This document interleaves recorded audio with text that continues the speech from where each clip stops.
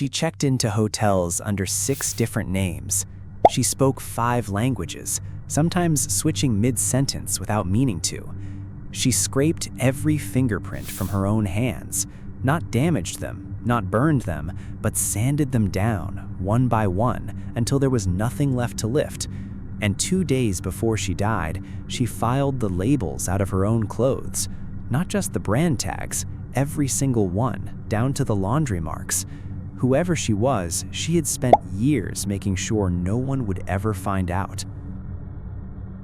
On the morning of November 29, 1970, a man out walking with his 2 young daughters in Isdalen, a narrow wooded valley just outside Bergen, Norway, whose name translates almost too neatly to Ice Valley, came across the body of a woman.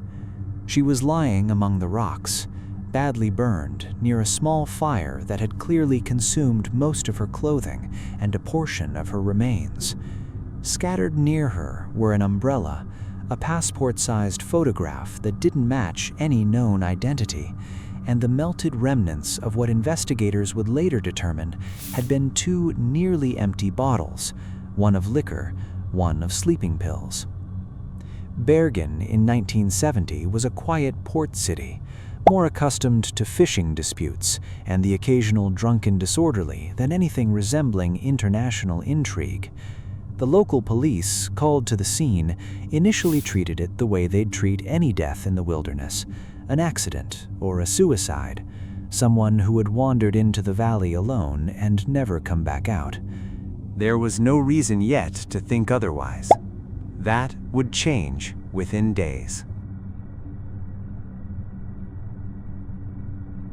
Police traced the woman's last known movements and found she had been staying at hotels across Bergen under at least 8 different aliases, using at least 8 different passports, none of which, when checked against national and international records, corresponded to a real, verifiable person. She'd paid for nearly everything in cash. Hotel staff remembered her as elegant, well-dressed, fluent in German, English, French, and Dutch, sometimes drifting between them within the same conversation, as though her native tongue kept slipping through. She wore wigs. Investigators would later recover several from luggage she'd left in storage at Bergen's train station, and changed her appearance frequently enough that different witnesses gave meaningfully different physical descriptions of the same woman. When police finally located and opened the luggage she'd left behind, what they found deepened the mystery rather than resolving it. Disguises, tools, cash and multiple currencies, and a small notebook filled with a code, numbers and letters in a cipher no one could crack, referencing cities across Europe, including several behind the Iron Curtain.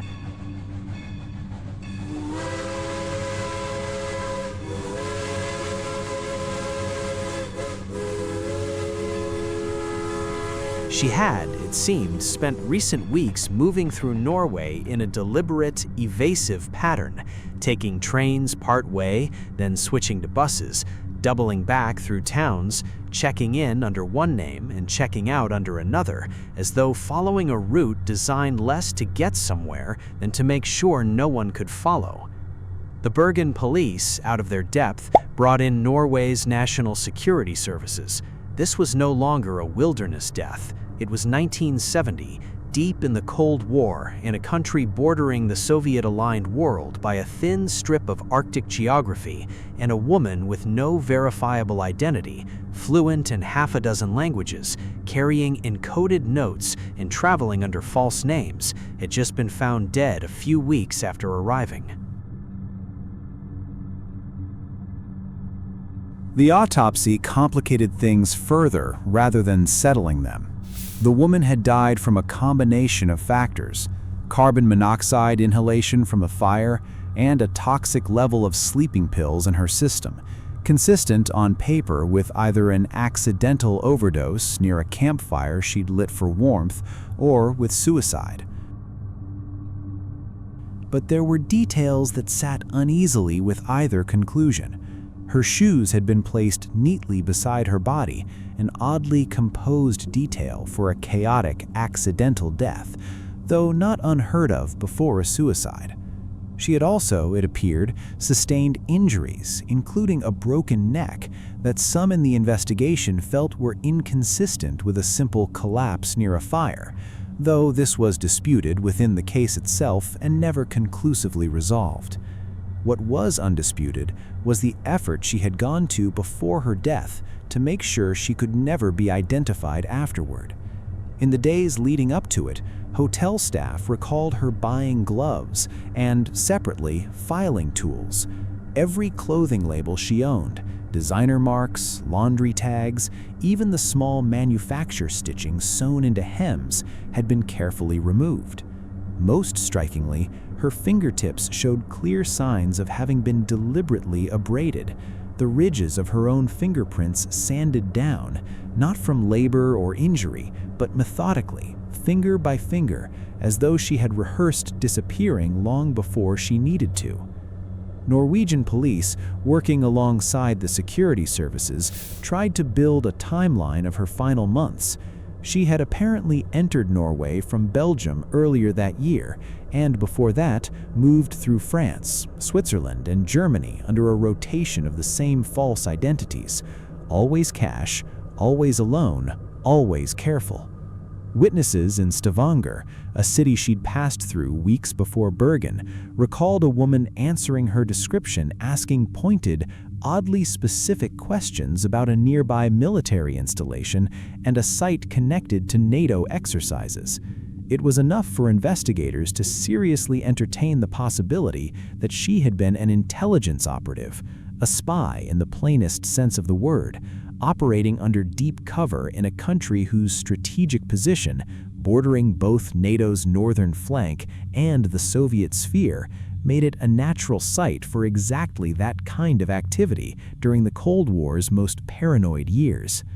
But nothing was proven. No government, East or West, ever claimed her, publicly or privately. No agency filed a report acknowledging her as one of theirs, missing or dead. Her fingerprints, painstakingly destroyed though they were, yielded nothing usable regardless. Her dental records matched no missing persons file anyone could locate, and the notebook full of ciphered numbers was never definitively cracked.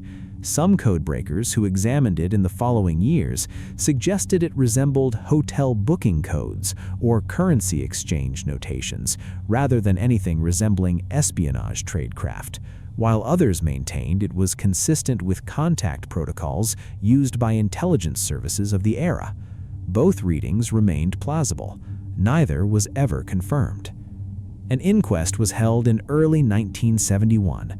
Faced with a body that couldn't be identified, a death that couldn't be cleanly classified, and an investigation that had quietly stalled against a wall of official silence from every government asked to help, the Norwegian authorities closed the case, officially listing the manner of death as undetermined, with a private lean towards suicide, though many of the investigators involved never personally accepted that conclusion. She was buried in an unmarked grave in Bergen, given, for lack of any name to use, a single designation that would follow the case for the next 50 years, the Isdal Woman. The case went cold for decades, resurfacing periodically in Norwegian media as an unsolved curiosity, then largely forgotten outside the country. It wasn't until 2016, 46 years after her death, that a team of Norwegian investigative journalists working with international forensic scientists obtained permission to exhume her remains for modern testing that hadn't existed in 1970. Isotope analysis of her teeth and bones, a technique that can reveal where a person spent their childhood based on the water and minerals absorbed into developing tissue, suggested she had grown up somewhere in continental Europe, most likely along the border region between France and Germany, and that she had likely been born in the early 1930s, making her around 40 years old at the time of her death. Some of the analysis pointed toward a possible Jewish heritage and a childhood that may have coincided and been shaped by the upheaval of the Second World War in that region. raising the possibility, never proven, that whatever life she'd built afterward, and whatever double existence she'd been living in 1970, had roots in the kind of instability and displacement that era left behind for so many. Even this, though, only narrowed the range of who she might have been. It didn't produce a name. To date, no government has come forward to identify her, no family has ever claimed her, and no definitive answer exists for why a woman with the resources, discipline, and evident training to erase every trace of her own identity ended up dead in a remote Norwegian valley in the last weeks of November 1970, whether by her own hand or someone else's. The Isdal Woman remains buried in Bergen, in a grave that once bore no name, and now, after decades of renewed interest, at least bears her case's designation and the outline of a story the public has slowly pieced together.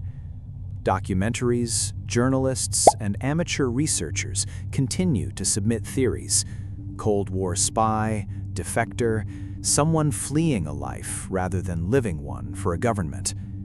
Norwegian police have periodically reopened elements of the inquiry as forensic technology advances, and as recently as the past several years, DNA comparisons against European missing persons databases have continued without a confirmed match. She remains formally unidentified. Whatever she was running from or running for, she made sure of one thing: 55 years later, we still don't know her name.